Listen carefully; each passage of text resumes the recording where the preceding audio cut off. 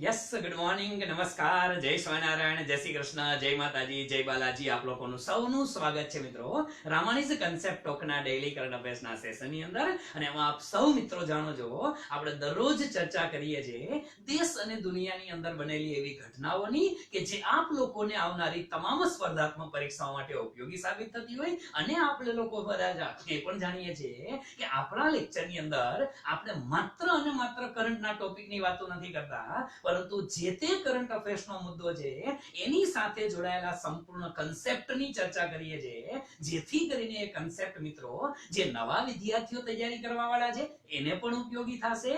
ઉપરાંતમાં જે વિદ્યાર્થીઓ મેન્સ એક્ઝામિનેશનની તૈયારી સાથે સાથે કરે છે, પ્રિલિમ્સની જોડે મેન્સની, એને પણ ઉપયોગી સાબિત થાય. એટલા માટે આપ સૌ જાણો છો આપણે ચર્ચા કરીએ છીએ મિત્રો કરંટ અફેર્સની સાથે સાથે કન્સેપ્ટ બેઝ કરંટ અફેર્સની. અને એટલા માટે તો આપણી ચેનલનું નામ જ મિત્રો આપણે એવું રાખેલું છે કન્સેપ્ટ ટોક છે. ઠીક છે મિત્રો, તો શરૂ કરીએ આજના 18મી જુલાઈ 2020 ના કરંટ અફેર્સના સેશનની. કરંટ અફેર્સના સેશનની શરૂઆત કરીએ છીએ આપણે હંમેશને માટે આપ લોકોના જોશ, જુસ્સા અને ઉત્સાહમાં વધારો કરવા માટે નાનકડા અમથા મોટિવેશનલ કોટ્સ થી મિત્રો. તો થઈ જાવ તૈયાર, પેન પેપર લઈને બેસી જાજો. ખૂબ જ ઇન્ટરેસ્ટિંગ ટોપિકની આજે પણ ચર્ચા કરવી છે.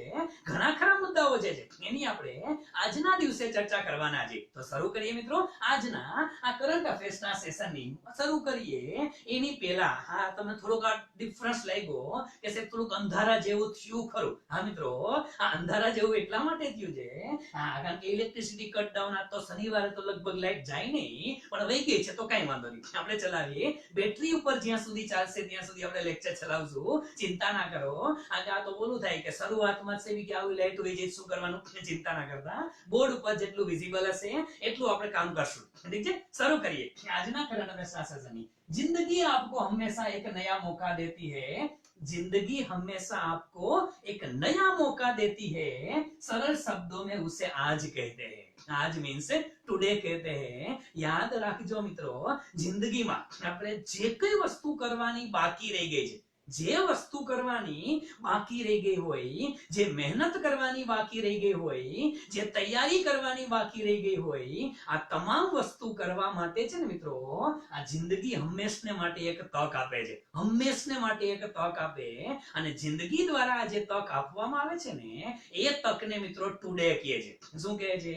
ટુડે કહે છે. આજે તમને લોકોને મળેલી છે ને યાર, આજનો દિવસ મળેલો છે એ એક તક છે કે જે ભૂતકાળમાં કામ તમે નથી કરી શક્યા એ કામ તમે કરી શકો. જે તમારી ભૂલ રહી ગઈ છે, જે ક્ષતિ રહી ગઈ છે, જે કામ કરવાનું બાકી રહી ગયું છે એ કામ કરી શકો.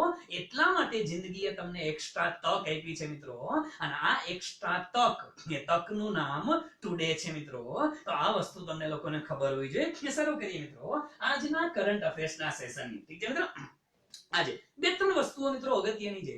અને એ બે ત્રણ વસ્તુઓ કઈ કઈ? સૌથી પહેલી બાબત અગત્યની છે મિત્રો કે હમણાં બે ત્રણ દિવસ પહેલા આપણે આ જ વીકની અંદર, આ વીકની અંદર ઇન્ડિયા અને યુરોપિયન યુનિયન, યસ મિત્રો ભારત અને યુરોપિયન યુનિયન, આ અગત્યની વસ્તુ છે.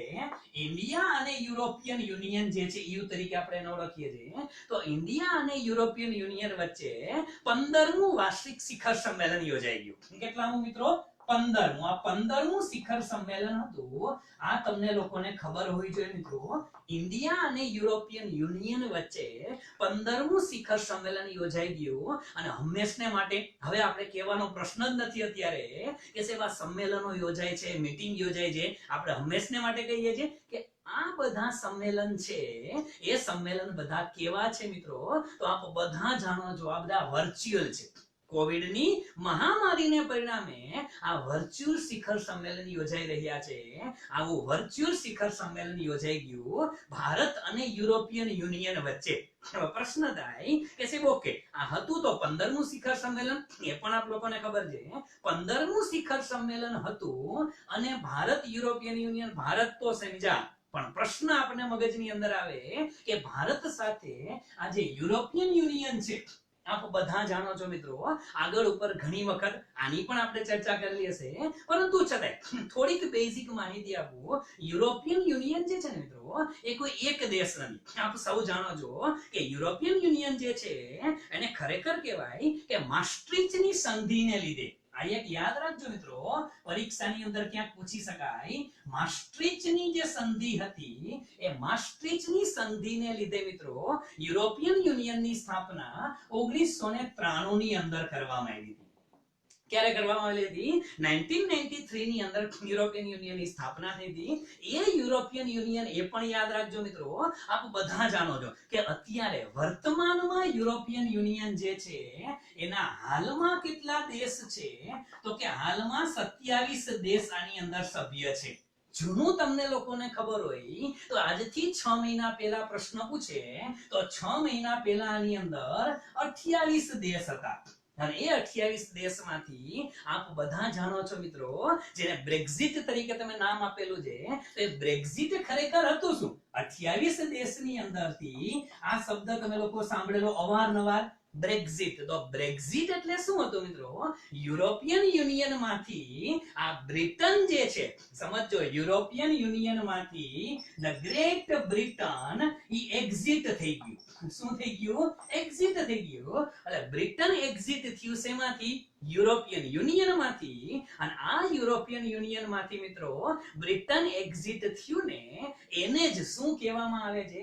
તો કે બ્રેક્ઝિટ કહેવામાં આવે છે. શું કહેવામાં આવે છે મિત્રો? બ્રેક્ઝિટ કહેવામાં આવે છે. તો આ વસ્તુ તમારા મગજમાં હોવી જોઈએ કે યુરોપિયન યુનિયનમાં પહેલા 28 દેશ હતા અને એમાંથી અત્યારે કોણ નીકળી ગયું છે? બ્રિટન એક્ઝિટ થઈ ગયું છે. અને એ પ્રોસેસ ને શું કીધું? એને બ્રેક્ઝિટ કીધું. અને યાદ રાખજો મિત્રો, ફાઇનલી બ્રેક્ઝિટ નો અમલ ક્યારથી થઈ ગયો તો એ પણ આપ બધા જાણો છો કે 31મી જાન્યુઆરી 2020 ફાઇનલી 31 જાન્યુઆરી 2020 ના રોજ આ યુરોપિયન યુનિયન જે હતું એમાંથી બ્રિટન બહાર નીકળી ગયું છે. એટલે હવે 28 ની જગ્યાએ કેટલા દેશ થઈ ગયા છે? 27. આ તમને ખબર હોય છે. અને યુનિયન એટલે દેશનો સમૂહ, આમાં ખબર પડે. અને બ્રિટન એટલે તો આપણે અગાઉ પણ કીધું હતું, સમજો, બ્રિટન નીકળ્યું છે એટલે ખરેખર બ્રિટન નીકળ્યું એની સાથે સાથે શું થયું મિત્રો? તો કે 4 દેશ નીકળ્યા ગણાશે ને. શું કામ? આપ બધા જાણો છો કે બ્રિટનની અંદર 4 દેશ આવે છે મિત્રો. અને એ 4 દેશ એટલે કયા? તો કે એક તો ઇંગ્લેન્ડ છે, બીજું છે સ્કોટલેન્ડ, ત્રીજું છે આપ બધા જાણો છો મિત્રો વેલ્સ, અને ચોથું છે નોર્થન આયર્લેન્ડ. શું છે? Northern Ireland. આ 4 દેશને ભેગા કરો એટલે એક બ્રિટન બને છે, જેને યુનાઇટેડ કિંગડમ તમે લોકો કહો છો. એ નીકળી યુરોપિયન યુનિયન માંથી. ઓકે, આ ખબર હોય છે. બીજી વસ્તુ એ પણ આપ લોકોને ખબર હોય છે મિત્રો કે યુરોપિયન યુનિયન જે છે એ યુરોપિયન યુનિયનની અંદર ફાઉન્ડર 6 દેશ હતા. આ શરૂઆતમાં મિત્રો 28 દેશ નહોતા, શરૂઆતમાં ફાઉન્ડર 6 દેશ હતા. અને એ ફાઉન્ડર 6 દેશ એટલે કયા કયા એ પણ નોંધ કરી લ્યો મિત્રો, ક્યાંક કામ લાગશે. શરૂઆતમાં આની અંદર હતો મિત્રો બેલ્જિયમ, બીજો દેશ આની અંદર હતો મિત્રો જે હતો ફ્રાન્સ, ત્રીજો દેશ આની અંદર હતો ઇટલી, ત્રીજો દેશ હતો મિત્રો ઇટલી, ચોથો હતો વેસ્ટ જર્મની. ચોથો કયો હતો મિત્રો? West Germany. હા, વેસ્ટ જર્મની ચોથો દેશ હતો.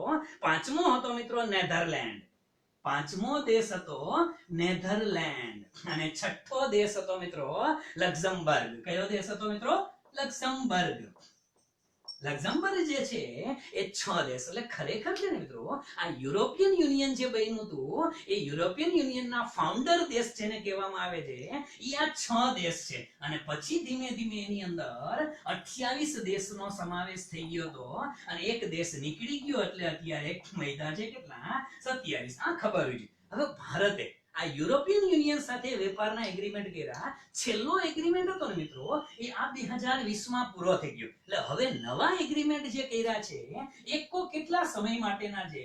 તો કે ઇન્ડિયા યુરોપિયન યુનિયનના 15મા સંમેલનમાં આપણે જે એગ્રીમેન્ટ કર્યા એ ક્યારથી? તો કે 2020 થી 2025 સુધીના.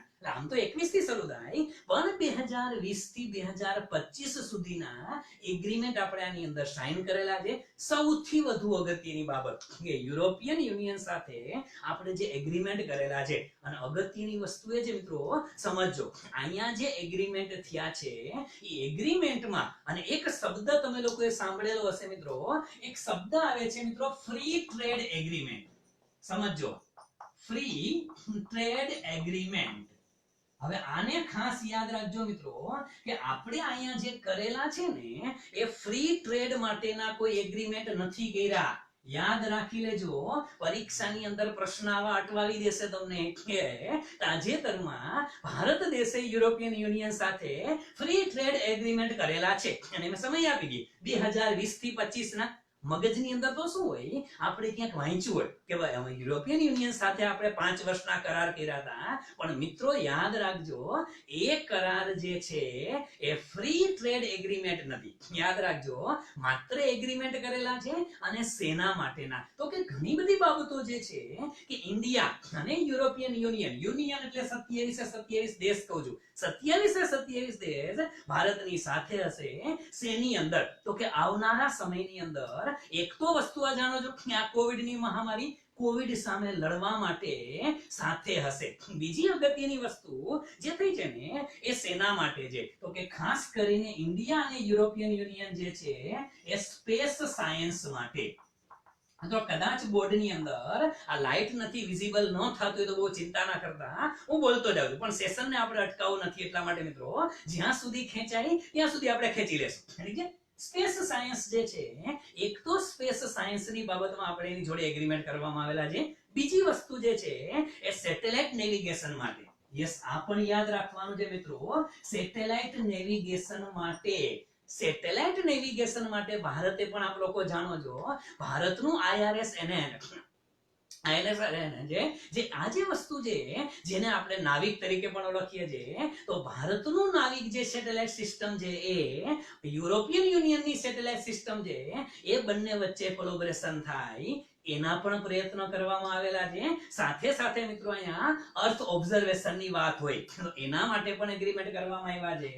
5G ટેકનોલોજી હોય તો એના માટે પણ એના એગ્રીમેન્ટ કરવામાં આવેલા છે.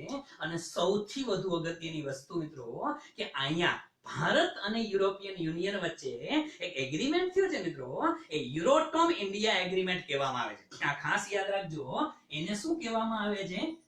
યુરોટોમ ઇન્ડિયા એગ્રીમેન્ટ. શું કહેવામાં આવે છે? યુરોટોમ ઇન્ડિયા એગ્રીમેન્ટ. જો કે આ એગ્રીમેન્ટ તો અગાઉથી થયેલો જ છે મિત્રો, સેના માટે. તો કે ખાસ યાદ રાખજો, European atomic research company, energy community જે છે, સમજો શું છે? European atomic energy community. European atomic energy community જે છે એની સાથે ભારતે કરાર કરેલા હતા અને એનો સમય તો થઈ ગયો હતો, પણ આમાં શું વસ્તુ ધ્યાનમાં રાખી કે યુરેનિયમનો ઉપયોગ કરવા માટે પરમાણુનો ઉપયોગ. સમજો, પરમાણુ આવે તો ઘણાના મગજમાં થાય કે બોમ્બ બનાવવાના જ. નાના મિત્રો, બોમ્બ બનાવવા માટેના કરાર નથી કર્યા, પણ પરમાણુનો ઉપયોગ સેના માટે, તો કે રૂટીન લાઈફની અંદર સિવિલ યુઝ માટે. ખાસ યાદ રાખજો મિત્રો કે પરમાણુનો, ન્યુક્લિયરનો ઉપયોગ જે છે એ સેના માટે, તો કે સિવિલ વસ્તુઓ માટે, સિવિલ યુઝ માટે, નોર્મલ યુઝ માટે. તમે એના માટેથી તો કે ન્યુક્લિયર એનર્જી જે છે, એનર્જી ઉપયોગ કરો, બીજી કોઈ વસ્તુ બનાવો, એના માટે થઈ અને મિત્રો આ જે પ્રયત્ન કરવામાં આવેલા છે ને એ આ છે. શેની અંદર આ વાત થઈ મિત્રો? ઇન્ડિયા યુરોપિયન યુનિયન 15મા શિખર સંમેલનની અંદર આ વાત કરવામાં આવી છે. અને સિવિલ યુઝ માટે યુરોપિયન એજન્સી જે છે, યુરોપિયન યુનિયનની જે એજન્સી કામ કરે છે, એના તમામ રિસર્ચ એ ભારતને આપવા માટે સંમત થઈ છે. એને જે રિસર્ચ કરેલા છે એ ભારતને આપશે, એટલે કે ભારત રિસર્ચની અંદર ભાગીદારી નોંધાવશે. કોની જોડે? યુરોપિયન યુનિયન જોડે. તો આ મેજર મુદ્દા છે મિત્રો. પરીક્ષાની અંદર તમને એવું તો ક્યાંય નથી પૂછાવાનું કે તાજેતરમાં કેટલામું સંમેલન થયું હતું, સંમેલન ન પૂછાય, પણ એની અંદર કયા કયા મુદ્દાની ચર્ચા થઈ છે, મેજર જે મુદ્દા છે મિત્રો એ તમને ખબર હોય છે. આ ખાસ યાદ રાખજો. અને બીજી વસ્તુ ખાસ કે આ એક વસ્તુ તમારા મગજની અંદર ક્લિયર હોય કે ફ્રી ટ્રેડ એગ્રીમેન્ટ નથી. ઘણા ખરાને પ્રશ્ન થયો કે સાહેબ તો ફ્રી ટ્રેડ એગ્રીમેન્ટ એટલે શું? મિત્રો, ફ્રી ટ્રેડ એગ્રીમેન્ટ એટલે એવો એગ્રીમેન્ટ છે કે આપણે સમજો, ઉદાહરણ આપું છું, આવું થયું નથી પણ કોને કહેવાય? ફ્રી ટ્રેડ એગ્રીમેન્ટ એટલે ભારત દેશ છે એ યુરોપિયન યુનિયનમાં કોઈ વસ્તુ વેચે અને યુરોપિયન યુનિયન વાળા ભારતમાં કોઈ વસ્તુ વેચવા આવે તો એના ઉપર કોઈ ટેક્સ નહીં લગાવવાનો. સમજો, ફ્રી ટ્રેડ એગ્રીમેન્ટ એટલે એને કહેવાય કે માની લ્યો કે હું ભારતમાં બનાવેલી આ માર્કર જે એને યુરોપિયન યુનિયનમાં વેચું તો યુરોપિયન યુનિયન જે છે એ આના ઉપર ઇમ્પોર્ટ ડ્યુટી નહીં લગાવે સેમ થિંગ જે છે મિત્રો કે યુરોપની અંદર બનેલી રિસ્ટવોચ છે યુરોપ વાળા ભારતની અંદર વેચે તો એ લોકો અહીંયા ભારતમાં ટેક્સ નહીં લાગે ભારત વાળા ટેક્સ નહીં લગાડે શું કામ નહીતર થાય છે શું મિત્રો કે આપણે વિશ્વની મોંઘી જે કાર ને બધું યુઝ કરી છે આ બધા જાણો છો એના ઉપર ઘણી બધી મોટી ડ્યુટી હોય છે શું કામ ડ્યુટી હોય છે ભારતના ઉદ્યોગોને રક્ષણ આપવા માટે આપણે આના ઉપર ઇમ્પોર્ટ ડ્યુટી લગાવી દઈએ છીએ એટલે પણ ફ્રી ટ્રેડ એગ્રીમેન્ટ થાય ને તો શું થાય કે બંને દેશની મ્યુચ્યુઅલ અન્ડરસ્ટેન્ડિંગ હોય કે આપણે આના ઉપર કોઈ ટેક્સ લગાવશું નહીં પણ આવું અહીંયા નથી થયું યાદ રાખજો યુરોપિયન યુનિયને 2013 ના વર્ષથી ક્યાંથી મિત્રો 2013 ના વર્ષથી યુરોપિયન યુનિયન આપણી પાછળ પડી ગયું છે શેની માટે પાછળ પડ્યું છે કે તમે ફ્રી ટ્રેડ એગ્રીમેન્ટ કરો શું કરો ફ્રી ટ્રેડ એગ્રીમેન્ટ કરો પણ ભારતે હજી સુધી મિત્રો ફ્રી ટ્રેડ એગ્રીમેન્ટ કરેલા નથી આ વસ્તુ આપ લોકોને ખબર હોવી જોઈએ તો આ ફ્રી ટ્રેડ એગ્રીમેન્ટ છે મિત્રો અને યુરોપિયન યુનિયન સાથેની આ જે 15મી સમિટ હતી એ 15મી સમિટમાં આ બધા મુદ્દાઓની આપણે ચર્ચા કરેલી છે તો આ વસ્તુ એક તમારા મગજમાં ક્લિયર હોવી જોઈએ કે ઇન્ડિયા યુરોપિયન યુનિયન વચ્ચેની આજે એક મુદ્દો એ પણ કીધું કે ઇન્ડિયા યુરોપિયન યુનિયનનો જે ટ્રેડ છે ને મિત્રો આ ટ્રેડ પણ જો સમજો યુરોપિયન યુનિયન બોલું છું યુનિયન એટલે 27 દેશને એક સાથે ગણવાના ભારતનો જે વિદેશ વેપાર જે છે એ યુરોપિયન યુનિયન સાથેનો છે એ ભારતમાં સૌથી હાઈએસ્ટ છે યસ મિત્રો 2-3 દિવસ પહેલા આપણે વાત કરી હતી કે અમેરિકા સાથેનો આપણો ટોટલ ટ્રેડ કેટલો અમેરિકાનો ટ્રેડ કેટલો આપણો ચાઇના સાથેનો ટ્રેડ કેટલો અને બંનેના ટ્રેડ ડેફિસિટ સરપ્લસની વાત કરી હતી મિત્રો યાદ રાખી લ્યો ભારત અમેરિકા જોડે વેપાર કરે તો ટ્રેડ સરપ્લસ છે એટલે કે ત્યાં આપણે એક્સપોર્ટ જાજુ કરીએ છીએ અને ઇમ્પોર્ટ ઓછું છે ભારત ચાઇના સાથે ટ્રેડ કરે તો આપણું ઇમ્પોર્ટ વધારે છે અને એક્સપોર્ટ ઓછું છે પણ યુરોપિયન યુનિયન જે છે એમાં યાદ રાખજો મિત્રો ભારત સૌથી વધુ જે વેપાર કરે છે ને એ 80 બિલિયન યુરોનો વેપાર કરે છે શેનો 80 બિલિયન યુરો હવે યુરો એટલે ખબર હોય છે મિત્રો યુરોપિયન કન્ટ્રી જે છે એનું ચલણ છે જેને શું કહે છે યુરો કરન્સી છે અને આ એની કરન્સી લગભગ 2004 એક્ઝેક્ટ મને યાદ નથી કદાચ હું ખોટો હોય તો તમે લોકો ચેકઆઉટ કરી લેજો મિત્રો લગભગ 2004 માં આવેલી છે યુરો નામની કરન્સી છે હવે પ્રશ્ન થાય કે સાહેબ આપણે હમણાં જોયું કે ઇન્ડિયા અમેરિકા આ બંને વચ્ચેનો જે વેપાર હતો ઈ તમે એમ કીધું કે લગભગ 80-82 બિલિયન ડોલર બરાબર છે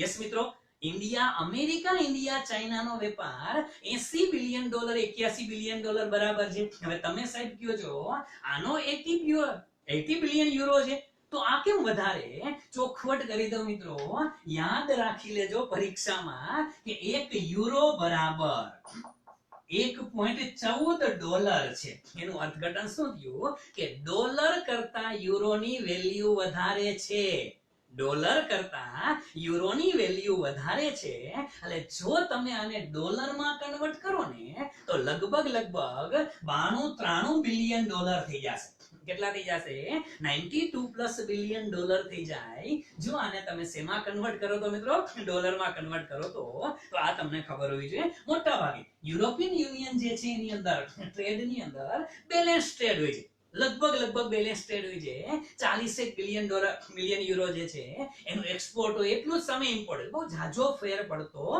નથી પણ આપણા માટે યુરોપિયન યુનિયન અગત્યનું છે અને તમારા માટે તો ખાસ યુરોપિયન યુનિયન છે શું એ તો તમને ખબર હોવી જોઈએ તો ખબર પડે કે લશ્કર ક્યાં લડે છે ઠીક છે મિત્રો ઓકે આગળ વધીએ નવા ન્યૂઝ તરફ આગળ વધીએ મિત્રો એક નવો ન્યૂઝ છે હવે એ પણ તમારા મગજની અંદર મિત્રો આવવો જોઈએ તાજેતરની અંદર તમને લોકોને ખબર હોય એક વ્યક્તિ અગત્યના એક વ્યક્તિનું નામ ચર્ચામાં આવે છે અને એ વ્યક્તિ એટલે કોણ તો કે અશોક લવાસા આ અશોક લવાસા છે ને સાહેબ આનું નામ હમણાં લાઇમલાઇટમાં આવે છે આપણા માટે વ્યક્તિ અગત્યના નથી પણ આ વ્યક્તિનું નામ શું કામ લાઇમલાઇટમાં આવે છે એ તમને લોકોને ખબર હોવી જોઈએ મિત્રો. અશોક લવાસા છે કોણ અત્યારે, પેલા તો એ તમને લોકોને ખબર હોવી જોઈએ મિત્રો. અને એને નામ શું કામ લાઇમલાઇટમાં છે, તો એક નાની ચોખવટ કરી દો, પછી બંને મુદ્દાને ડેપ્થમાં આપણે લઈએ.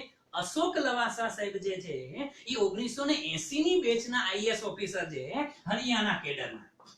1980 ની બેચના આઈએએસ ઓફિસર છે અને હરિયાણા કેડરના આઈએએસ ઓફિસર છે. ચાલો આટલી વસ્તુ બરોબર. ઈ કે સાહેબ આઈ બરોબર છે તો આઈએએસ હોય તો થોડા લાઇમલાઇટમાં આવે, નો જ આવે મિત્રો. પણ તમને ખબર પડે, જે વિદ્યાર્થી યુપીએસસી ની તૈયારી કરો છો ને એના માટે જ્યારે જ્યારે કોઈ હાઈ લેવલની કમિટીની નિમણૂક થાય અને ત્યારે તમે જોયું હશે આઈએએસ ઓફિસર જ હોય છે. આ તમને એટલા માટે કહું છું કે તમને તૈયારી કરવામાં મોટિવેશન મળે કે તમે આઈએએસ બનો તો ક્યાંક તમારો વારો પણ આ જગ્યાએ આવી શકે છો મિત્રો. એટલે આ બધી વસ્તુ તમને કહેતો જાઉં છું કે આ આઈએએસ ઓફિસર કઈ બેચના છે પરીક્ષામાં નહીં પૂછાય. બહુ સ્પષ્ટ કહું છું, પરીક્ષામાં ક્યાંય નહીં પૂછાય કે અશોક લવાસા છે ઈ કઈ બેચના આઈએએસ ઓફિસર હતા. પણ હું તમને એટલે કહું છું કે તમારા મગજની અંદર કોન્ફિડન્સ આવે કે સાલું આટલી ઊંચી પોસ્ટ ઉપર પહોંચી શકીએ. અશોક લવાસા સાહેબ છે ઈ હાલમાં તો શું છે મિત્રો, હાલમાં છે ને ઇલેક્શન કમિશનર છે. શું છે? ઇલેક્શન કમિશનર છે, ભારતના ઇલેક્શન કમિશનર છે. અને એને અત્યારે સેના માટે લાઇમલાઇટમાં આવ્યા તો મિત્રો આપ બધા જાણો છો એશિયન ડેવલપમેન્ટ બેંક જે છે, એડીબી તરીકે આપણે એને ઓળખીએ છીએ. એશિયન ડેવલપમેન્ટ બેંકની અંદર મિત્રો ઉપાધ્યક્ષ તરીકે, એના ઉપાધ્યક્ષ તરીકે 3 વર્ષ માટેની નિમણૂક કરવામાં આવેલી છે, એટલે લાઇમલાઇટમાં છે. પ્રશ્ન થાય કે સાહેબ આ તો ઇલેક્શન કમિશન. યાદ કરો મિત્રો, આપણે એક સ્પેશિયલ સેશન લીધેલું હતું ઇલેક્શન કમિશન ઉપર. ઇલેક્શન કમિશન ઓફ ઇન્ડિયાની ઉપર સ્પેશિયલ સેશન હતું અને એની અંદર પણ વાત કરેલી હતી કે ભારત દેશની અંદર જે આ બધા જાણો છો કે ભારતનું બંધારણનો ભાગ 15મો અને આર્ટિકલ 324 થી 329. આ પણ તમને કીધું મિત્રો, ભારતનું બંધારણની અંદર ભાગ 15 એની આર્ટિકલ 324 થી 329 ની અંદર સેના માટેની વાત કરેલી છે, તો કે ઇલેક્શન કમિશન ની વાત કરી છે. અને ઇલેક્શન કમિશન આવે એટલે મિત્રો યાદ રાખી લેજો, તમે ગમે એટલું બંધારણ ગોખી નાખેલું હોય પણ યાદ રાખજો ક્વેશ્ચન કઈ રીતે પડે છે તમને ખબર જ હોવી જોઈએ કે ઇલેક્શન કમિશન છે ને એ શેની અંદર આવે તો કે ભારતની અંદર જેને કહેવામાં આવે છે કોન્સ્ટિટ્યુશનલ વોચડોગ. શું કહેવામાં આવે છે મિત્રો? કોન્સ્ટિટ્યુશનલ વોચડોગ જે છે એ કોન્સ્ટિટ્યુશનલ વોચડોગ ની અંદર આવે છે. અને ભારતની અંદર આ જે કોન્સ્ટિટ્યુશનલ વોચડોગ છે એ કેટલા છે આપ લોકોને ખબર હોવી જોઈએ. એ સ્પેશિયલ સેશનમાં આપણે ઘણી વખત વાતો કરીએ છીએ. ભારતમાં કોન્સ્ટિટ્યુશનલ વોચડોગ કેટલા છે તો કે 4 છે. કયા કયા? પહેલું છે મિત્રો યાદ રાખો, સુપ્રીમ કોર્ટ છે. બીજું કોન્સ્ટિટ્યુશનલ વોચડોગ કોણ છે તો કે ઇલેક્શન કમિશન છે. શું છે? ઇલેક્શન કમિશન છે. ત્રીજું કોન્સ્ટિટ્યુશનલ વોચડોગ કયું છે તો એ સીએજી છે. સીએજી એટલે કે આપણે કહીએ છીએ કોમ્પ્ટ્રોલર and auditor general of India છે મિત્રો. આ ત્રીજો કોન્સ્ટિટ્યુશનલ વોચડોગ છે. અને ચોથું કોન્સ્ટિટ્યુશનલ વોચડોગ કોને કહેવામાં આવે છે? એ યુપીએસસી ને કહેવાય છે. કોને કહેવાય છે? યુપીએસસી ને. આ ખાસ યાદ રાખજો, પરીક્ષામાં ક્વેશ્ચન આવી રીતે પડે છે કે નીચેનામાંથી કયું કોન્સ્ટિટ્યુશનલ વોચડોગ છે અથવા તો નથી. હવે છે અથવા નથી આવે તમને 4-5 નામ આપી દઈએ અને લખે પેલું બીજું ત્રીજું છે, ચોથું પાંચમું છઠ્ઠું છે, આવું કહેશે તો એક્ઝેક્ટ યાદ રહેવું જોઈએ કે કોન્સ્ટિટ્યુશનલ વોચડોગ ની અંદર કોનો સમાવેશ થાય છે? 4 નો. આ પ્રશ્નને મિક્સ કોની જોડે કરેલો મિત્રો? જૂની જે સ્ટેટ પીસીએસ હતી ને એ સ્ટેટ પીસીએસ ની અંદર આ પ્રશ્ન મર્જ કર્યો હતો. કોની જોડે ખબર છે? ત્યાં લોકોએ એવું પૂછેલું હતું કે યુનિયન એક્ઝિક્યુટિવ માં કોણ આવે છે. હવે સમજો, આ અગત્યની વસ્તુ છે કે સાહેબ યુનિયન એક્ઝિક્યુટિવ જે છે, યુનિયન એક્ઝિક્યુટિવ ની અંદર કોણ આવે છે એ તમને ખબર હોય છે. એનું કારણ છે મિત્રો કે આ ક્વેશ્ચન જ્યારે સ્ટેટ પીસીએસ માં પૂછાણો ત્યારે આ ક્વેશ્ચન ને યુનિયન એક્ઝિક્યુટિવ ની જોડે મર્જ કર્યો હતો. હવે એ પણ ખબર હોય છે કે ભારતના બંધારણની અંદર યુનિયન એક્ઝિક્યુટિવ તરીકે આપણે ઓળખીએ છીએ એની અંદર કેટલા વ્યક્તિ આવશે તો કે 4 વ્યક્તિ આવશે. એક તો કોણ આવે તો કે ભારતના રાષ્ટ્રપતિ. કોણ આવશે? ભારતના રાષ્ટ્રપતિ આવશે, બીજા આવશે ભારતના ઉપરાષ્ટ્રપતિ, વાઇસ પ્રેસિડેન્ટ જે છે એક યુનિયન એક્ઝિક્યુટિવ ની અંદર આવશે, ત્રીજું કોણ આવે તો કે ભારત દેશના વડાપ્રધાન, અને સાથે સાથે કોણ આવે તો કે મંત્રી પરિષદ. મંત્રી પરિષદ આ યાદ રાખજો મિત્રો, પરીક્ષાની અંદર આવા જ ટ્વિસ્ટ કરે છે. આમાં તમે પછી આખી લક્ષ્મીકાંત ગોખી નાખો ને તો એ મગજમાં નથી બેસતું, સમયે મગજમાં ન બેસે એટલે અલગ ચાર્ટ બનાવી નાખે આ રીતે કે યુનિયન એક્ઝિક્યુટિવમાં કોણ આવે અને કોન્સ્ટિટ્યુશનલ વોચડોગમાં કોણ આવે. અને ચોથો વ્યક્તિ છે મિત્રો એ કોણ છે યાદ રાખજો, એટર્ની જનરલ. કોણ છે? Attorney general.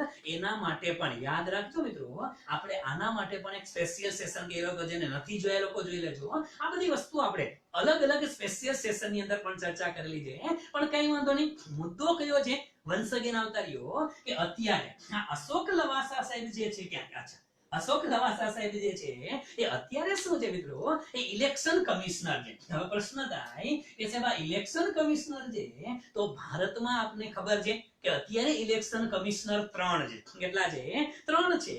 એની અંદર એક જે વ્યક્તિ છે એને અહીંયા લખો છો મિત્રો, ચીફ ઇલેક્શન કમિશનર કહીએ છીએ. શું કહે છે મિત્રો? Chief election commissioner. અને એ કોણ છે ભારતની અંદર અત્યારે? સુનિલ અરોરા છે. યાદ રાખજો મિત્રો, કોણ છે? સુનિલ અરોરા. અને સાથે સાથે ઇલેક્શન કમિશનર તરીકે બે વ્યક્તિ બીજા, એ કોણ? એક સુશીલ ચંદ્ર છે મિત્રો. એક કોણ છે? સુશીલ ચંદ્ર છે. અને બીજા કોણ છે તો કે બીજા છે અશોક લવાસા. હવે સમજો કે હવે ઘણી વખત એમ થાય કે સાહેબ તો આ 3 છે, અને આ બધા જાણો છો કે ભારતની અંદર ઇલેક્શન કમિશનમાં અત્યારે 3 લોકો છે. આ ચીફ ઇલેક્શન કમિશનર છે. નામ પૂરતા જ ચીફ હોય, બાકી ડિસિઝન મેકિંગ માં બહુમતી જોઈએ, બધું સરખું છે, પગાર પેન્શન બધું સરખું છે, અને સત્તાઓ સરખી છે, માત્ર નામ ચીફ છે. બાકી ડિસિઝન મેકિંગ ની અંદર બહુમતીથી ડિસિઝન લેવાય. બે વ્યક્તિઓ આ બે એમ કહે ને કે આ બાજુ પક્ષ તો ચીફ ઇલેક્શન કમિશનર કે એમ ન થાય. આ સ્પષ્ટ વાત છે. હવે પ્રશ્ન શું થયો? આપને એમ લાગે કે સાહેબ આ તો સારી વસ્તુ છે કે ઇલેક્શન કમિશનર માંથી સાહેબ ને છે એશિયન ડેવલપમેન્ટ બેંક ની અંદર આપણે ઉપાધ્યક્ષ તરીકે નિમણૂક થઈ છે. ભારત માટે સારી બાબત ગણાય. સારી બાબત છે એ તો ઠીક છે, પણ પ્રશ્ન એ છે કે આજે અશોક લવાસા સાહેબ છે. હવે એક વસ્તુ તમને એ પણ કહું, થોડીક વસ્તુ કહું, પોલિટિકલ પોઈન્ટ ઓફ વ્યૂ માં હું તમને નથી લઈ જતો, પણ અશોક લવાસા સાહેબ જે છે એ એક એવો લેજેન્ડરી પર્સન છે મિત્રો. તમે ઘણી વખત એવું સમજો છો કે 2015 ની અંદર થયેલી પેરિસ ક્લાઇમેટ ડીલ, જે એન્વાયરમેન્ટ માટેની પેરિસ ક્લાઇમેટ ડીલ થઈ હતી, આ પેરિસ ક્લાઇમેટ ડીલ હતી ને એની અંદર ભારતનું પ્રતિનિધિત્વ એ અશોક લવાસાએ કરેલું હતું. યસ મિત્રો, અશોક લવાસાએ કરેલું હતું. અને વધારે મિત્રો કે આર્થિક બાબતો જે છે ભારતના ઇકોનોમિક અફેર્સના સંયુક્ત સચિવ હતા. યસ, જોઈન્ટ સેક્રેટરી હતા. એ પણ તમને ખબર હોવી જોઈએ. એટલે આ જેવા તેવા વ્યક્તિ નથી, પણ ચર્ચામાં શું કામ આવેલા હતા એનું કારણ કે 2019 ની અંદર મિત્રો આ છેલ્લે લોકસભા ઇલેક્શન થયું ને, એ લોકસભા ઇલેક્શન ની અંદર માનનીય વડાપ્રધાન નરેન્દ્ર મોદી સાહેબ દ્વારા, એક તો આપણા વડાપ્રધાન દ્વારા અને વર્તમાનના ગૃહપ્રધાન અમિત શાહ સાહેબ દ્વારા, આ બંને દ્વારા નરેન્દ્ર મોદી અને અમિત શાહ બંને ચૂંટણીની આચાર સંહિતાનું ઉલ્લંઘન કરેલું હતું. આ ચૂંટણીની અંદર ચૂંટણીની આચાર સંહિતાનું ઉલ્લંઘન કરેલું હતું એવી ફરિયાદ થઈ હતી. અને ફરિયાદ થઈને મિત્રો ત્યારે ડિસિઝન તો ત્રણેય ભેગા થઈને લેવા પડે, અને એ ત્રણેય ડિસિઝન ભેગા થઈને લીધા. એની અંદર મિત્રો ભારતના ચીફ ઇલેક્શન કમિશનર જે છે એ સુનિલ અરોરા સાહેબે અને સુશીલ ચંદ્ર બંનેએ વડાપ્રધાન સાહેબને અમિત શાહને ક્લીન ચીટ આપી દીધી કે આવું આને કરેલું નથી. પણ આને અશોક લવાસાએ કીધેલું હતું કે એને ચૂંટણીની આચાર સંહિતાનો ભંગ કર્યો છે. હવે સમજી શકાય છે. પછી જે થયું તમારે સમજવાનું છે. પણ એને વડાપ્રધાનનું પણ કહી દીધું હતું કે વડાપ્રધાન સાહેબ તમે આચાર સંહિતાનો ભંગ કરેલો છે. એને જાહેરમાં કીધું હતું. આ બંને ક્લીન ચીટ આપી દીધી એટલે કેસ વયો ગયો. હવે તમારે સમજવાનું કે સાહેબને અહીંયા શું કામ પહોંચાડવામાં આવેલા છે. જે છે તે એક કારણ એ પણ કહું મિત્રો, ખાસ યાદ રાખજો. સિનિયરિટીના બેઝ ઉપર જોઈએ, આમ પણ જુઓ તમે કે સુનિલ અરોરા સાહેબ છે ને એ આવતા વર્ષે રિટાયર થઈ જાય છે. હા, એનો કાર્યકાળ પૂરો થઈ જાય છે. અને પછી સુનિલ અરોરા પછી ભારતના ચીફ ઇલેક્શન કમિશનર તરીકે આ અશોક લવાસા સાહેબનું નામ આવે છે. પરંતુ જો સાહેબ એશિયન ડેવલપમેન્ટ બેંકની અંદર 3 વર્ષ માટે વયા જશે. કેટલા વર્ષ માટે? અચ્છા 3 વર્ષ માટે વયા જશે તો પછી ચીફ ઇલેક્શન કમિશનરની જગ્યા તો બીજા કોઈ ભરી દેવાના છે. આખો ચિત્ર સસરી ગયું. પોલિટિકલી નો વિચારો આને મિત્રો ઘરેના મગજમાં વિચારવા મીડા બધાયને વિચારવા આવે, પણ આપણે ખાલી એટલું સમજવાનું છે કે 3 વર્ષ માટે સાહેબને ત્યાં શિફ્ટ કરી દેવામાં આવે છે એશિયન ડેવલપમેન્ટ બેંકની અંદર. આ મુદ્દો આપ લોકોને ખબર હોય છે મિત્રો. અને એશિયન ડેવલપમેન્ટ બેંક છે એ પણ તમને લોકોને ખબર હોય છે મિત્રો. એશિયન ડેવલપમેન્ટ બેંક આમ તો ઘણી વખત ચર્ચામાં આવેલી છે આપણે, પણ છતાંય તમને કહી નાખું, જેમ આખા વિશ્વ માટે છે ને મિત્રો વર્લ્ડ બેંકનું જે મહત્વ છે યાદ રાખી લેજો. આખા વર્લ્ડ માટે જે મહત્વ વર્લ્ડ બેંકનું છે એવું મિત્રો એશિયા પેસિફિક જે છે, માત્ર એશિયા માટે નહીં, એશિયા પેસિફિક માટે મહત્વ કોનું છે તો કે એડીબી નું છે. કોનું મહત્વ છે? એશિયન ડેવલપમેન્ટ બેંકનું મહત્વ છે. એની સ્થાપના કરવામાં આવેલી હતી મિત્રો 1966 ની અંદર એની સ્થાપના કરવામાં આવેલી હતી. અને એ સ્થાપના કર્યા પછી એનું હેડક્વાર્ટર ક્યાં છે તો કે ફિલિપાઇન્સ ની અંદર મનીલા. યાદ રાખજો, મનીલા નામ છે. ફિલિપાઇન્સ ની અંદર આવેલું મનીલા ની અંદર આનું હેડક્વાર્ટર આવેલું છે. વર્તમાનમાં આના કુલ સભ્ય દેશ જે છે એ કુલ સભ્ય દેશ તો કે 68 countries are there. 68 દેશો આના સભ્ય છે. અને એની અંદરથી મિત્રો જે એશિયા પેસિફિક વાળા જે છે એ કેટલા છે? એ 49 છે. અને બાકી 19 દેશ છે ને એ અન્ય છે. અન્ય દેશ એટલે કયા તો કે યુરોપિયન યુનિયન માંથી અમુક દેશ આવે છે. એ અમેરિકા પણ આનો મેમ્બર છે. અમેરિકા, કેનેડા બધા મેમ્બર છે. પણ ટોટલ કેટલા છે? 68 દેશ આના મેમ્બર છે. મોટા ભાગે એશિયા પેસિફિક આવે છે અને અમેરિકા છે, કેનેડા છે, આ બધાના મેમ્બર દેશ છે. પણ ટોટલ 68 દેશ આના મેમ્બર છે. એ પણ તમને લોકોને ખબર છે. અને એશિયા માટે તો આ વર્લ્ડ બેંક જ છે. એશિયાની શું છે? વર્લ્ડ બેંક જ છે. Same thing. વિશ્વના દેશને લોન આપે, સોફ્ટ લોન આપે. સોફ્ટ લોન શબ્દ પકડી લેજો મિત્રો.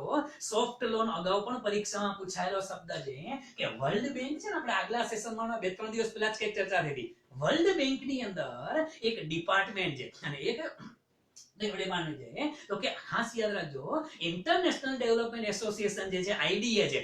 વર્લ્ડ બેંક 5 સમૂહ છે, આપને તો ખબર જ છે, ચર્ચા હમણાં થઈ 2 દિવસ પહેલા. ઈ આઈડીએ જે લોન આપે છે ને મિત્રો એને સોફ્ટ લોન વિન્ડો કહે છે. શું કામ? ઓછો વ્યાજનો દર હોય એટલે સોફ્ટ લોન વિન્ડો આઈડીએ માં આવે. પણ આ પણ સોફ્ટ લોન આપે છે, બહુ ઓછા વ્યાજના દરે લોન આપે છે, એટલે આ લાઇમલાઇટ માં છે. તો એ પણ તમને ખબર હોય છે. બીજી વસ્તુ કે વર્લ્ડ બેંકની જેમ આમાં પણ મતાધિકાર કઈ રીતે મળે છે. આ અગત્યનો મુદ્દો છે, પરીક્ષામાં પૂછી શકાય કે વર્લ્ડ બેંકની જેમ જ મતાધિકાર છે.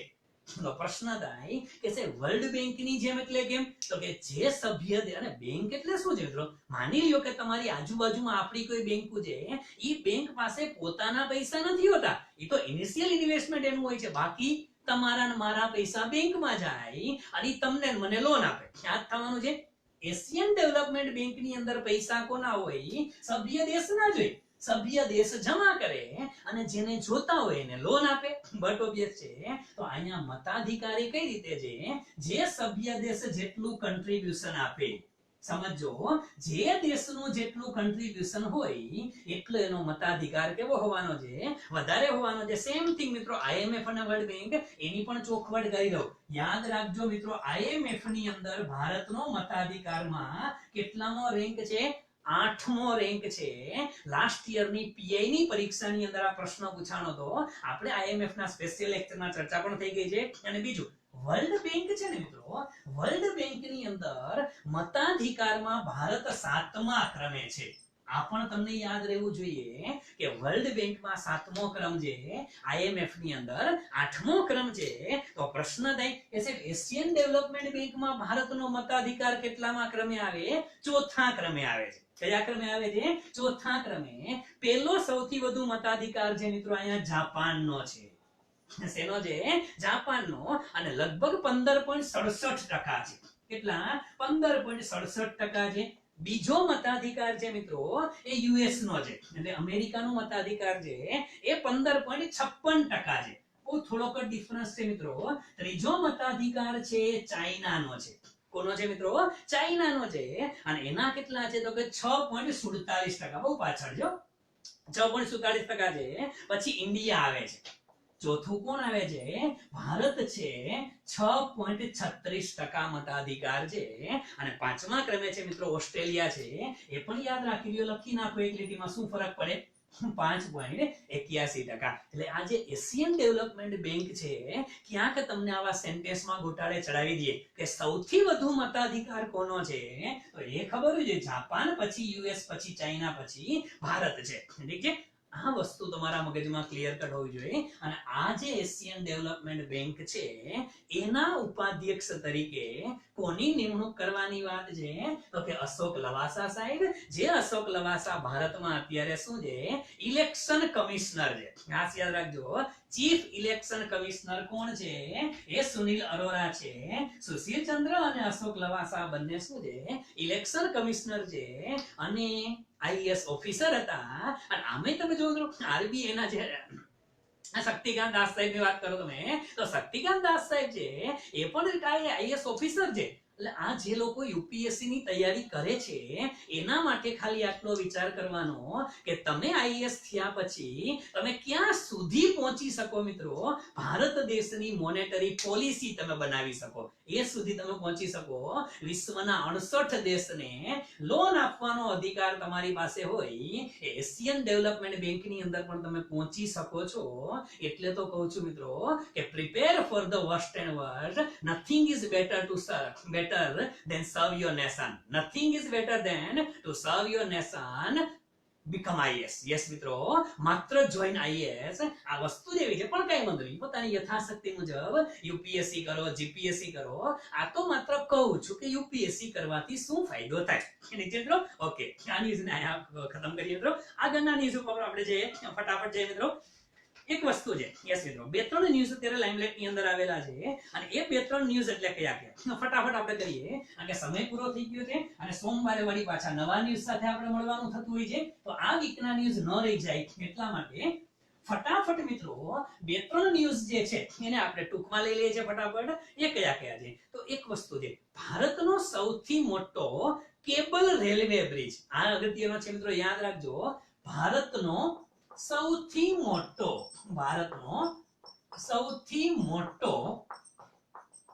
કેબલ બ્રિજ પણ કેબલ રેલવે બ્રિજ છે.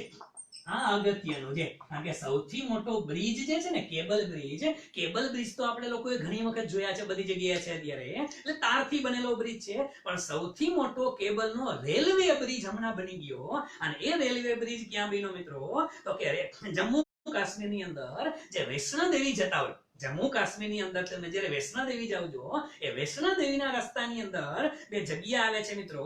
એક છે કટરા અને ત્યાંથી આવે છે રિયાસી. શું આવે છે? કટરાથી રિયાસી સુધી. આ યાદ રાખજો, કટરાથી રિયાસી તમે જે જાઓ છો ને ત્યાં વચ્ચે આવે છે પુલ. અને તે એમ કહેવાય છે કે ભારતનો સૌથી મોટો લાંબો રેલવે બ્રિજ પણ શેનો? કેબલ બ્રિજ છે મિત્રો. આ તમારા મગજમાં હોવી જોઈએ. અને એ પુલનું નામ પણ આપેલું છે અંજી ખડ પુલ. આ યાદ રાખજો, અંજી ખડ પુલ. આવું નામ આપેલું છે આ પુલનું. અને સૌથી મોટો છે પણ કેબલ બ્રિજ છે. અને કેબલ બ્રિજ શેના માટે સૌથી મોટો? રેલવે માટેનો મોટો. આ યાદ રાખી લેજો. આ વસ્તુ તમારા નદી ઉપર છે. અને બીજી વસ્તુ છે, આ બ્રિજ કઈ નદી ઉપર આવેલો છે તો કે ચંબલ નદી ઉપર બનાવેલો છે. એને પણ આપણે એક યાદ રાખી લેશું. અને બીજું, હવે આવા આમે આટલી ઊંચાઈની હાઈટ આટલી બધી હોય, અને આમે 331 મીટરની હાઈટ છે. આને યાદ રાખો, ફેક્ચ્યુઅલ ડેટા છે. 331 મીટરની હાઈટ થી બનેલો છે. અને ઓમે તમારે જો મોટા ભાગે જો ભારત દેશની અંદર કોઈ એવા વિસ્તાર હોય કે એ વિસ્તારની અંદર રોડ બનાવવાના હોય કે જ્યાં શક્ય જ નથી, જે આપણે ખબર છે લિપુલેખ પાસ વાળો જે રોડ બનાવેલો છે આપણે, જ્યાં રોડ શક્ય જ ન હોય, ઈ રોડ બધા કોણ બનાવે ભારતમાં? તો કે બીઆરઓ બનાવે. કોણ બનાવે? બીઆરઓ, બોર્ડર રોડ ઓર્ગેનાઇઝેશન બનાવે. અને જ્યાં એમ લાગે કે અહીંયા રેલવે બને એમ જ નથી, રેલવે શક્ય નથી, આવા બધા કામ કોણ કરે? ઈ કોંકણ રેલવે કરે છે. કોણ કરે છે? કોંકણ રેલવે. યાદ રાખી જ રહેવાનું મિત્રો, કોઈ દિવસ પરીક્ષામાં ભૂલ નહીં પડે કે તમને એમ લાગે કે દુર્ગમ જગ્યા છે, શક્ય જ નથી જ્યાં કામ કરવું, ત્યાં જો રોડ બની ગયો હોય તો એ રોડ BRO જ બનાવેલો હોય. તમને એમ લાગે કે આ જગ્યાએ શક્ય જ નથી કે રેલવે બને, રેલવેના ટ્રેક નખાય અને રેલવેનો ટ્રેક બની ગયો હોય, તો યાદ રાખી લેવાનું મિત્રો, એક જ વ્યક્તિ હોય, કોણ? એ કોંકણ રેલવે હશે. આ બંનેને યાદ રાખી લેજો. તો આ વસ્તુ અગત્યની છે. કોંકણ રેલવે દ્વારા આ એક બનાવવામાં આવે છે. એક વસ્તુ તમારા મગજમાં છે. ઠીક છે મિત્રો?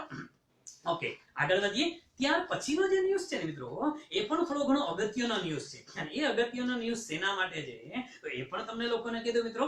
ખાસ કરીને ઇન્ડિયાએ છે જે ઇન્ટરનેશનલ ફ્લાઇટ શરૂ કરવા માટે એક શબ્દ અત્યારે મગજમાં આવે છે, અને એ શબ્દ અત્યારે લાઇમલાઇટમાં આવ્યો છે મિત્રો, એર બબલ. કયો શબ્દ લાઇમલાઇટમાં છે મિત્રો? એર બબલ શબ્દ લાઇમલાઇટમાં છે. પેલી ચોખવટ કરી લઉં કે આ એર બબલ છે શું મિત્રો. એર બબલ છે ને એ શેના માટે છે તો કે ઇન્ટરનેશનલ ફ્લાઇટ શરૂ કરવા માટે છે. શેના માટે છે મિત્રો? ઇન્ટરનેશનલ ફ્લાઇટ જે છે એને શરૂ કરવા માટે આ એર બબલ નામનો શબ્દ હમણાં લાઇમલાઇટમાં આવ્યો. શું છે? ઇન્ટરનેશનલ ફ્લાઇટ ભારતે શરૂ કરવી છે. હા સાહેબ, શરૂ કરવી છે. અને ખાલી ભારત વિચારે છે? આપણે તો એમ કે અમારે ઇન્ટરનેશનલ ફ્લાઇટ શરૂ કરવી છે. સામેવાળો દેશ હા પાડે તો તમે ચાલુ કરો ને યાર. સમજાય છે ને? સામેવાળો ઇન્ટરનેશનલ ફ્લાઇટ છે મિત્રો, સામેવાળો દેશ એમ કીધે કે અમારામાં નહીં લેન્ડિંગ કરવા દે તો ન થાય. આવા વિશ્વના જે દેશો અત્યારે વિચારે છે કે આપણે સાથે મળી અને ઇન્ટરનેશનલ ફ્લાઇટ શરૂ કરી, અને કયા દેશ વિચારે છે કે જે દેશની અંદર કોરોનાનું સંક્રમણ જે છે એ એક સરખું છે. સમજો, જે દેશની અંદર લક્ષણો સરખા અને મોટા ભાગે સરખા જેવા લક્ષણો મોટા ભાગે સરખા જોવા મળે છે, ટોટલ વસ્તીના પ્રમાણમાં સંક્રમિત વસ્તીનું પ્રમાણ લગભગ સરખું જોવા મળે છે. જે સંક્રમિત થયેલા લોકો છે એમાં રિકવરી રેશિયો પણ સરખો જોવા મળે છે. ડેથ રેશિયો છે એ પણ સરખો જોવા મળે છે. નવા કેસ વધવાનો રેશિયો એ સરખો જોવા મળે છે. આવા ટૂંકમાં એક સરખા કોવિડ વાળા જે દેશ છે એ દેશ અંદરો અંદર, આ કે તમારા દેશમાં છે એવું અમારે છે, અમારે છે એવું તમારે છે, તો જાજો ફરક પડવાનો નથી. એટલે આવા દેશો ભેગા થઈ અને જે પ્રોગ્રામ લોન્ચ કરી રહ્યા છે મિત્રો, એ પ્રોગ્રામને નામ આપવામાં આવ્યું છે એર બબલ. શું નામ આપ્યું છે મિત્રો? Air bubble. એર બબલ ની અંદર ભારત અત્યારે સમાવેશ થાય છે. અને એની અંદર કયા દેશો અત્યાર સુધીમાં રાજી થયેલા છે તો કે ફ્રાન્સ છે, જર્મની છે. ફ્રાન્સ છે, જર્મની છે. ત્યાર પછી તો કે આની અંદર યુકે છે. યુકે આની અંદર આવી ગયું છે. ત્યાર પછી યુએઈ અને ભારત. આ 5 દેશોએ અત્યારે એવી મ્યુચ્યુઅલ અન્ડરસ્ટેન્ડિંગ નક્કી કરેલી છે કે આપણે લોકો ઇન્ટરનેશનલ ફ્લાઇટ અંદરો અંદર શરૂ કરીએ. બીજે નહીં, અંદરો અંદર આપણે ફ્લાઇટ શરૂ કરી નાખીએ. કારણ કે અર્થતંત્રને ચલાવવું પડશે ને, કોવિડની મહામારી છે જ, પણ ઇકોનોમીને ચલાવવું પણ જરૂરી છે.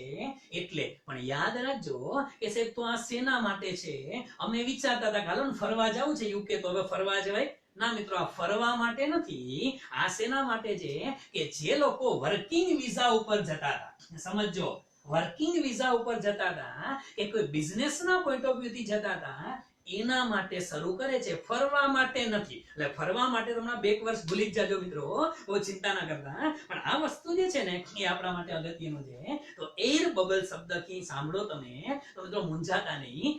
એર બબલ ખરેખર છે શું તો કે ઇન્ટરનેશનલ ફ્લાઇટ શરૂ કરવા માટે એક સરખા કોવિડના સંક્રમણ વાળા દેશ છે એ બધા સાથે મળી વિચાર કરે છે. ઠીક છે મિત્રો? તો આ સેશનને અહીંયા સુધી આપણે અટકાવી દેશું મિત્રો, સમય જાજો થઈ ગયો છે. અહીંયા સુધી રાખીએ. ફરી પાછા કરંટ અફેર્સના સેશન માટે સોમવારે સવારે 8:30 વાગે ફેસબુક પર લાઈવ મળશું અને 10 સાડા 10 વાગે આપ લોકો યુટ્યુબમાં વિડીયો નિહાળી શકશો. ત્યાં સુધી રજા આપશો મિત્રો. કે આપ લોકોનો ખૂબ ખૂબ આભાર. Have a nice day to all of you. અને અંતે મિત્રો, જય ભારત, જય હિન્દ, જય જય ગરવી ગુજરાત, જય જય ગરવી Gujarat. Thank you very much friends.